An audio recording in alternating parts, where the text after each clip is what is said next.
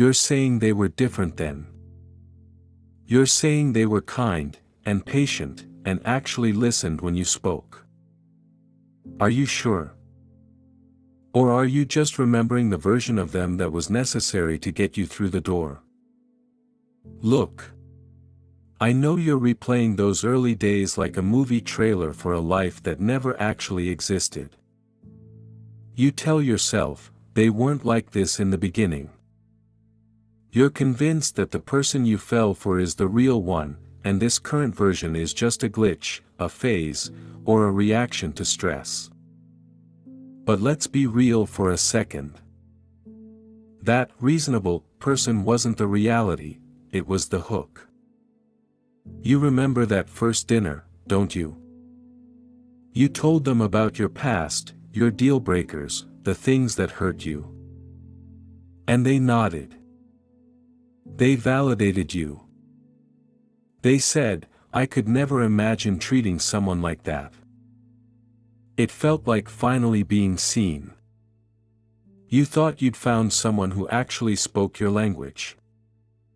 But looking back, were they really listening to understand you, or were they just taking notes on your manual?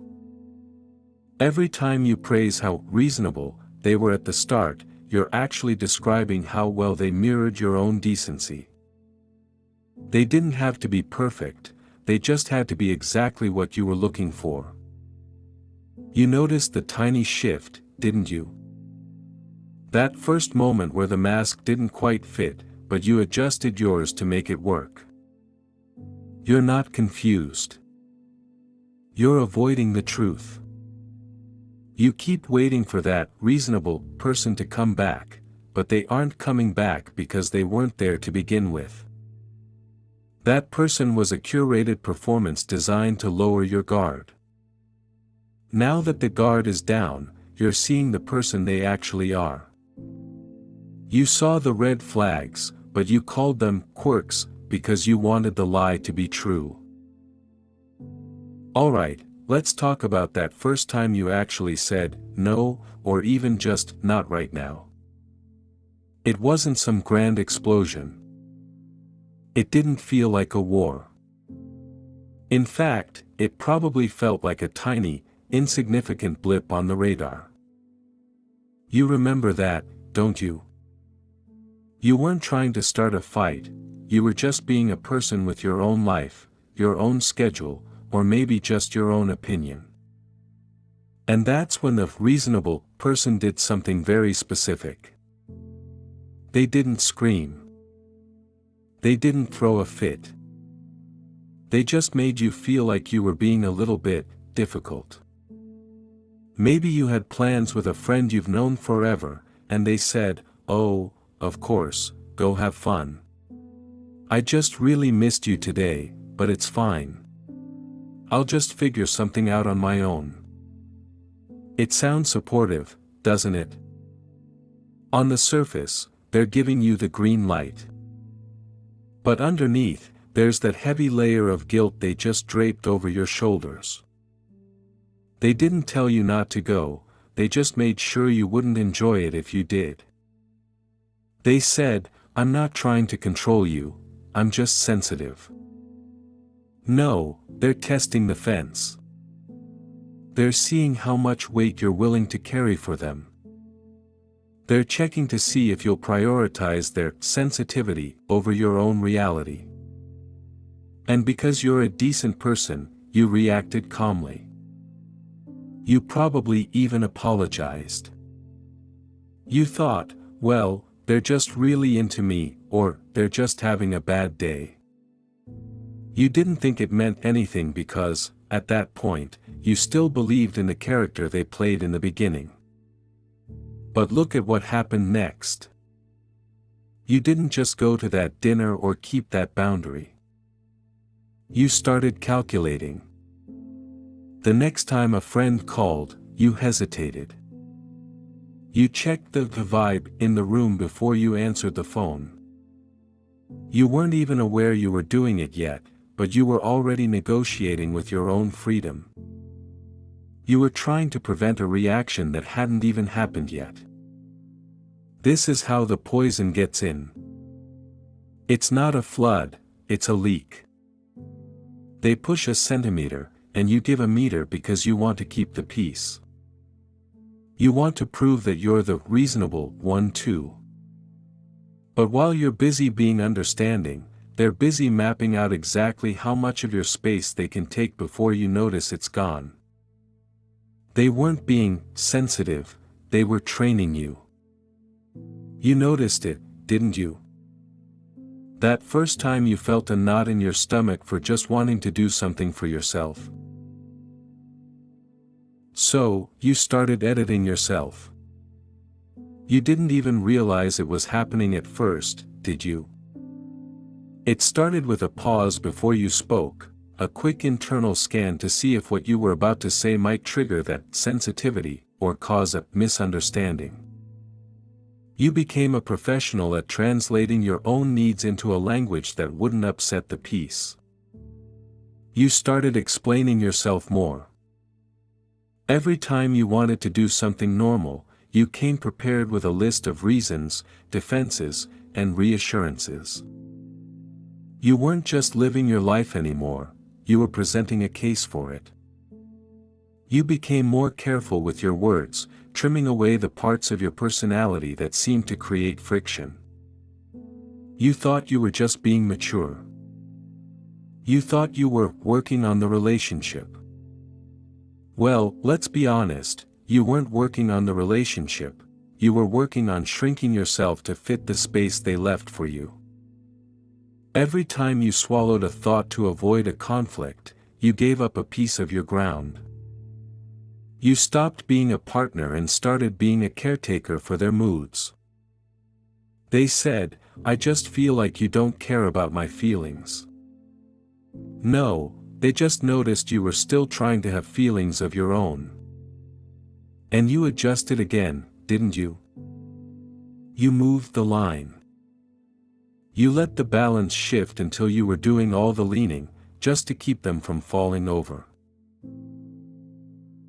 By now, the fog isn't just a mist, it's the air you breathe.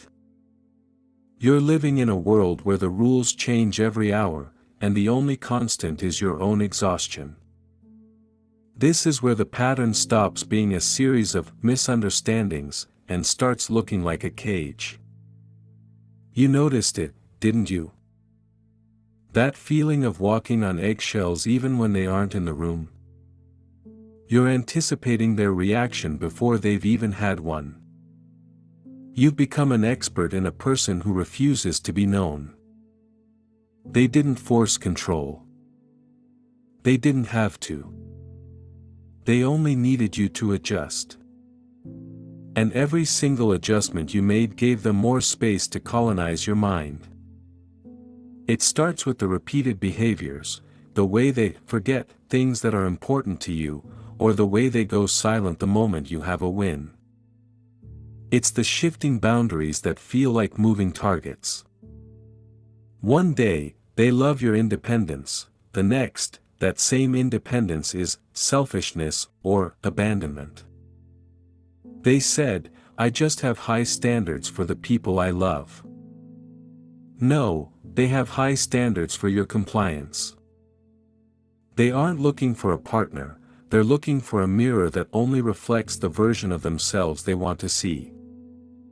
And when you dare to show a different reflection, a tired one, a frustrated one, a real one, they smash the glass.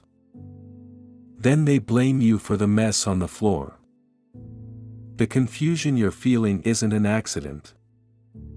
It's the goal. If you're confused, you're busy.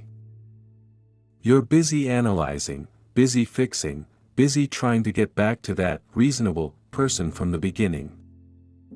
While you're spinning in circles trying to solve a puzzle that has no pieces, they are in total control of the narrative.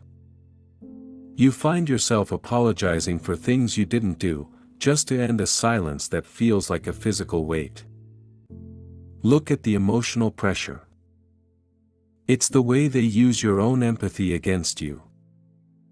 They tell you about their trauma, their past hurts, their wounds, and they use those things as a shield. You can't hold them accountable because they've been through so much. You can't ask for more because they're doing their best. But you're the only one doing the work. You're the only one compromising. You're the only one losing yourself. They didn't take your power, you handed it over, piece by piece, thinking you were buying love. But love doesn't require a down payment of your soul. You're not helping them, you're just enabling the slow disappearance of who you are. The pattern is clear now, isn't it? The more you give, the more they find you lacking. It's a game you were never meant to win. Look, let's stop pretending you're still figuring it out. You aren't. You've seen the cycle repeat enough times to memorize the choreography. You know exactly when the silence is coming, you know which words will trigger the explosion, and you know exactly how much of yourself you're going to have to cut away to make it through the next week. The confusion is gone, what's left is just the heavy, cold weight of the truth. You're in a dynamic where your only role is to be a shock absorber for someone else's dysfunction. They said, "You're the only one who truly understands me." No, you're the only one who's still willing to tolerate being treated this way. You've been holding on to the memory of that reasonable person from the beginning like a lucky charm, but that charm is hollow. It's not your job to fix a person who uses their brokenness as a weapon.